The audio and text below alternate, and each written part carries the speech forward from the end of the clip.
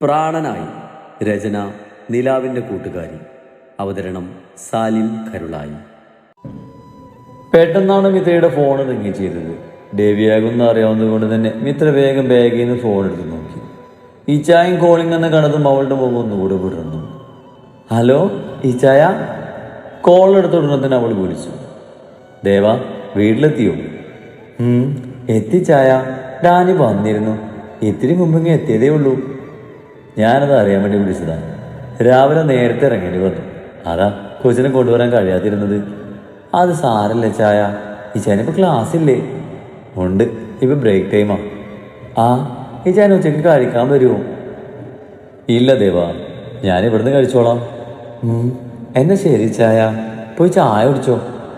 ആ ശരി ദേവാ, വൈകിട്ട് കാണാം. അതും പറഞ്ഞ് ഡേവിഡ് ഫോൺ വെച്ചതും ചിരിയോടെ ഇത്തിരി നേരം അവരൊരുമിച്ചുള്ള ഫോണിലെ വാൾപേപ്പറിലേക്ക് നോക്കി നിന്നു. പിന്നെ ഡ്രസ്സ് മാറ്റി മിത്ര താഴേക്ക് പോയിരുന്നു. ജോലിയൊക്കെ അവരെല്ലാവരും തീർത്തത് കൊണ്ട് മിത്രക്ക് കാര്യമായിട്ടൊന്നുമില്ലായിരുന്നു. അതുകൊണ്ട് തന്നെ കുഞ്ഞൂട്ടൻ്റെ കൂടെ തള്ളി മറിച്ചും ലുഡോ കളിച്ചും ടി വി കണ്ടും പറമ്പിലൂടെ ചുറ്റും നടന്നും കിടന്നുറങ്ങിയും ഇരുവരും സമയം തള്ളി നീക്കി. ആഹാ, മോള് വന്നോ?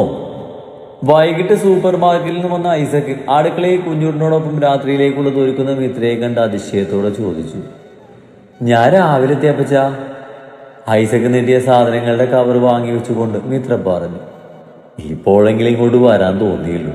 ഞാൻ കരുതി കൊച്ചു ഞങ്ങളെയൊക്കെ മറന്നോന്ന്. തമാശ രൂപേണ ഐസക് മിത്രയോട് പറഞ്ഞു. അങ്ങനെ ആവശ്യമില്ലാതൊന്നും വിചാരിക്കണ്ട കേട്ടോ കേളവാ. കുറുമ്പോട് ഐസക്കിന്റെ മീശയിൽ പിടിച്ച് വലിച്ചുകൊണ്ട് മിത്ര പറഞ്ഞു. കേളവനോ ഞാനോ? അതൊക്കെ നിങ്ങൾക്ക് തോന്നുന്നതാ. ഞാനിപ്പോഴും സ്റ്റില്ല എങ്ങാണ്. പിന്നെ എങ്ങ് മൂത്ത മകന് 30 വയസ്സ് കഴിഞ്ഞു. അപ്പനാണെങ്കിൽ ഇപ്പോഴും മധുരപ്പതിനല്ലേ. ഒന്ന് പോയപ്പാ. മീൻ വെട്ടിക്കൊണ്ടിരുന്ന കുഞ്ഞൂട്ടൻ ഐസക്ക് പറഞ്ഞത് കേട്ട് അപ്പച്ചനെ പൂജിച്ചുകൊണ്ട് പറഞ്ഞു. നീ വല്ലാതെ പൂജിക്കണ്ട. ഡേവിയുടെ വയസ്സിലൊക്കെ എന്തോരം പെണ്ണുങ്ങളാ എൻ്റെ പിന്നാലെ നടന്നെന്ന് അറിയോ? പിന്നെ ഡേവി എന്നെ പോലെ കാണാൻ സുന്ദരനാണെങ്കിലും അവൻ്റെ മുരളും സ്വഭാവം കാരണ പെണ്ണുങ്ങളൊന്നും അവരുടെ അടുക്കാത്തത്. തന്നെ കളിയാക്കി ചിരിക്കുന്ന മിത്രയെയും കുഞ്ഞൂട്ടിനെയും നോക്കി ഇത്തിരി ഗമയിൽ പറഞ്ഞു. അപ്പച്ചൻ തള്ളി മറിക്കാതെ ഈ ചായ കുടിക്ക്, ക്ഷീണം മാറട്ടെ. മിത്ര ഗ്ലാസ്സിലേക്ക് ചായ പകർന്ന് ഐസക്കിന് നേരെ നീട്ടിക്കൊണ്ട് മിത്ര പറഞ്ഞു. കാര്യം പറഞ്ഞല്ലെങ്കിൽ ആർക്കും പറ്റില്ലല്ലോ. ഐസക്ക് ചുണ്ടു കൂട്ടിക്കൊണ്ട് പറഞ്ഞ് ചായ കുടിക്കാൻ തുടങ്ങി. അല്ല അപ്പനെന്ത് നേരത്തെ? ഇന്ന് കണക്കൊക്കെ നോക്കുന്ന ദിവസമായതുകൊണ്ട് ഡേവി വന്നിട്ടുണ്ട് അങ്ങോട്ട്. ഞാനിങ്ങ് വന്നു. അതും പറഞ്ഞ് ഒടിഞ്ഞ ഗ്ലാസ് സിങ്കിലേക്ക് വെച്ച് ഐസക്ക് പോയത് മിത്ര തന്നെ ജോലിയിലേക്ക് തിരിഞ്ഞു. കുഞ്ഞുട്ടിന് അവൾക്ക് സഹായിയായി നിൽക്കുന്നുണ്ടെങ്കിലും അവനധികം ജോലി ചെയ്യാൻ അവൾ സമ്മതിച്ചിരുന്നില്ല. രാത്രി ഡേവിഡ് വരാൻ വൈകുന്നു പറഞ്ഞത് കൊണ്ട് അപ്പച്ചനും ഡാനിക്കും കുഞ്ഞുട്ടിനൊപ്പം മിത്രയും ഭക്ഷണം കഴിച്ചിരുന്നു. സമയം 10 കഴിഞ്ഞല്ലോ, എന്താ നിന്റെ ചേട്ടായി വരാത്തത്? തൻ്റെ മടിയിൽ കിടക്കുന്ന കുഞ്ഞൂട്ടിൻ്റെ തലയിലൂടെ വിരലോടിച്ച് ക്ലോക്കിലേക്ക് നോക്കി മിത്ര പറഞ്ഞു. കട അടച്ചിട്ടായിരിക്കും ചേട്ടായി വരുന്നത്. മിത്രയുടെ ഫോണിൽ ഗെയിം കളിച്ചുകൊണ്ട് കിടന്ന കുഞ്ഞൂട്ടൻ മിത്രയോട് പറഞ്ഞു. മതി ഫോൺ കളിച്ചത്. നിന്റെ ചേട്ടായി വരുമ്പോൾ ഞാൻ നിനക്ക് ഫോൺ കളിക്കാൻ തന്നത് കണ്ട എനിക്കായിരിക്കും വഴക്ക് കിട്ടുന്നത്. മിത്ര കുഞ്ഞൂട്ടൻ്റെ അടുത്ത് ഫോൺ വാങ്ങി വെച്ചുകൊണ്ട് പറഞ്ഞു. അതിനിപ്പോൾ ക്ലാസ് ഒന്നുമില്ലല്ലോ, അതുകൊണ്ട് ചേട്ടായി ഒന്നും പറയത്തില്ല. ക്ലാസ് ഇല്ലെങ്കിൽ എന്താ, ഉറക്കം കളഞ്ഞ് നീ ഫോൺ നോക്കിയിരിക്കുന്നത് കണ്ടാൽ മതി വയറ് നിറച്ച് കിട്ടാൻ. നീ ഇപ്പം എന്ത് ചെയ്താൽ ഇച്ചായൻ എന്നെയാ പറയുന്നത്? നിന്നെ ഭാഷലാക്കുന്നത് ഞാനാണ് പോലും. ഇച്ചായൻ പറഞ്ഞത് ശരിയല്ലേ?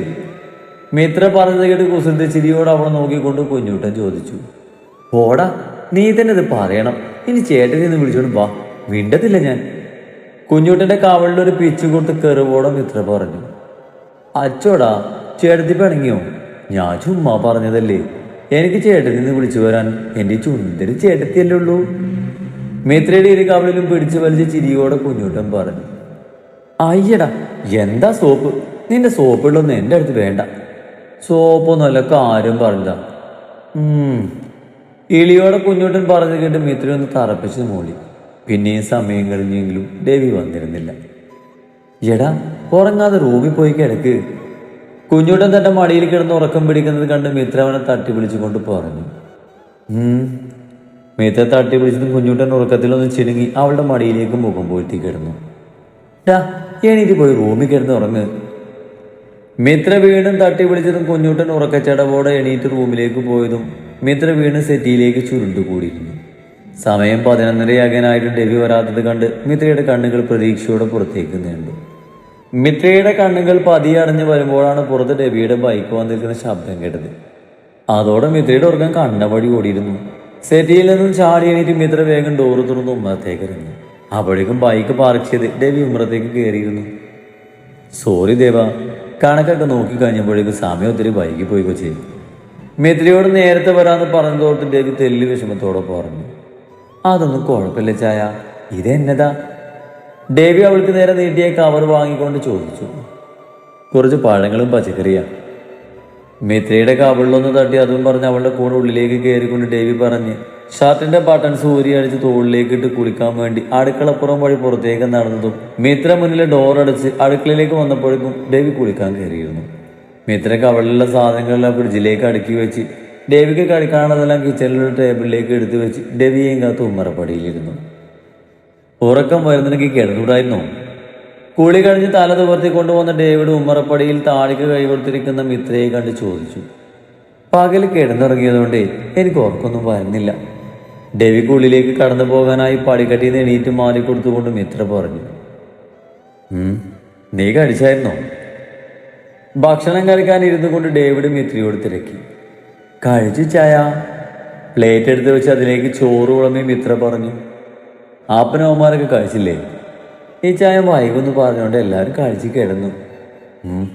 ഞാൻ വിളമ്പിക്കോളാം ദേവ. മിത്രക്ക് ബുദ്ധിമുട്ടാകണമെന്ന് കരുതി അവൾ വിളമ്പൊന്നും തടഞ്ഞുകൊണ്ട് പറഞ്ഞു. എന്നതിനാ? ഞാൻ വിളമ്പിത്തരും, ഇത് എൻ്റെ അവകാശം. ഡേവിഡ് പറഞ്ഞത് ഇഷ്ടപ്പെടാതെ മുഖം വീർപ്പിച്ചുകൊണ്ട് മിത്ര പറഞ്ഞെല്ലാം വിളമ്പി കൊടുത്ത് ദേവിക്കെതിരായി മാറിയിരുന്നു.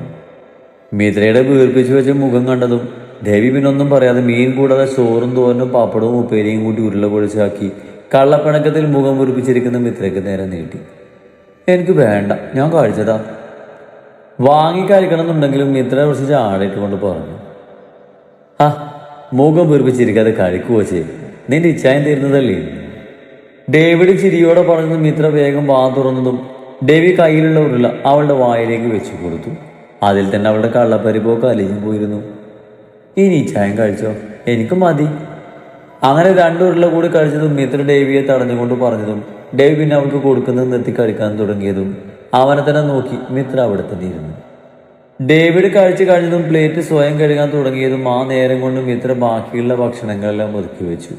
അപ്പോഴേക്കും ഡേവിഡ് ഡോറടച്ച് വന്നതും ലൈറ്റ് എല്ലാം അണച്ച് മിത്ര അവൻ്റെ കൂടെ റൂമിലേക്ക് നടന്നു. ഡേവിയുടെ പിറകിയായി റൂമിലേക്ക് കയറി മിത്ര ഡോർ ചേർത്തടച്ച് തിരിഞ്ഞതും അപ്പോഴേക്കും ഡേവി അവളെ വലിച്ച് തന്നോട് ചേർത്ത് ഇറുകെ പൊണുന്നതും പെട്ടെന്നുള്ള അവൻ്റെ നീക്കത്തിൽ അവൾ ആദ്യം ഉലഞ്ഞു പോയെങ്കിലും പിന്നെ ഡേവിയെ ചേർത്ത് പിടിച്ചു. ദേവ, മതി വരാത്തതുപോലെ അവൾ ഇറുകെ പുണർന്നുകൊണ്ട് ഡേവിഡ് വിളിച്ചു. ഡേവിഡിനെ നെഞ്ചോട് പറ്റി നിന്നുകൊണ്ട് മിത്ര മൂടി. ഒത്തിരി മിസ് ചെയ്തു ദേവ നിന്നെ, ഇനി നിന്നെ എങ്ങോട്ടും വിടത്തില്ല. അവൾ ഇറുകെ ചേർത്ത് പിടിച്ച് മിത്രയുടെ മുഖത്ത് ചുണ്ട് ചേർത്തുകൊണ്ട് ഡേവിഡ് പറഞ്ഞതും മിത്ര ചിരിയോട് അവനോട് ചേർന്ന് നിന്നു. മിത്രയുടെ മുഖത്തെല്ലാം ഡേവിഡ് ചുണ്ടുകൾ ചേർത്ത് ചുംബിച്ചു. അവളുടെ കഴുത്തിരക്കിലായ മുഖം ചേർത്ത് അവളുടെ ഗന്ധം തന്റെ നാസികയിലേക്ക് ആവാഹിച്ചതും ഡേവിഡിന് ലഹരി പോലെ അവളിലെ സുഗന്ധം തന്റെ സിരകളിൽ പടരുന്നത് പോലെ തോന്നി.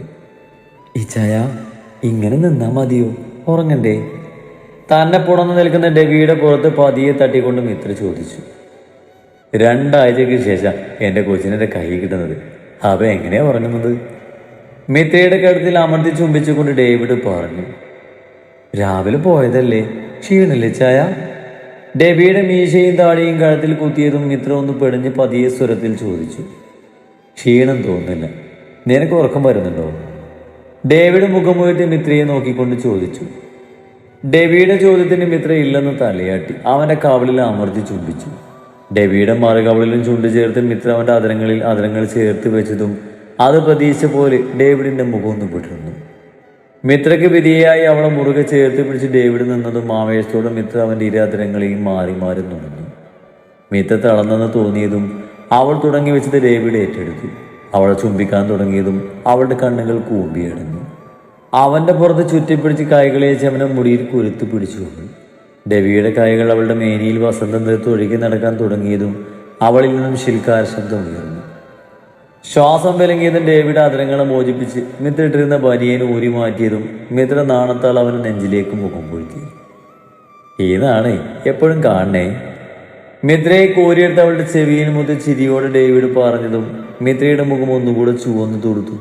അത് മറക്കാനെന്ന വണ്ണം അവൾ അവൻ്റെ നെഞ്ചിൽ പല്ലുകളായെത്തി. അവൻ്റെ കഴുത്തിലൂടെ കൈയുടെ നെഞ്ചിലേക്ക് മുഖം ചേർത്ത് കിടന്നതും ദേവി അവളെ പതിയെ ബെഡിലേക്ക് കിടത്തി ഉയർന്ന് അവളുടെ അർദ്ധനഗ്ന മേനിയുടെ സൗന്ദര്യം മിഴികളിലേക്ക് ആവാഹിച്ചതും മിത്രയുടെ മുഖം ചെന്താമര പോലെ ചുവന്നു തൊടുത്തു. ദേവിയുടെ നോട്ടം താങ്ങാനാവാതെ അവൾ മിഴികളടച്ചു. ബാക്കി റൊമാൻസ് നാളെ.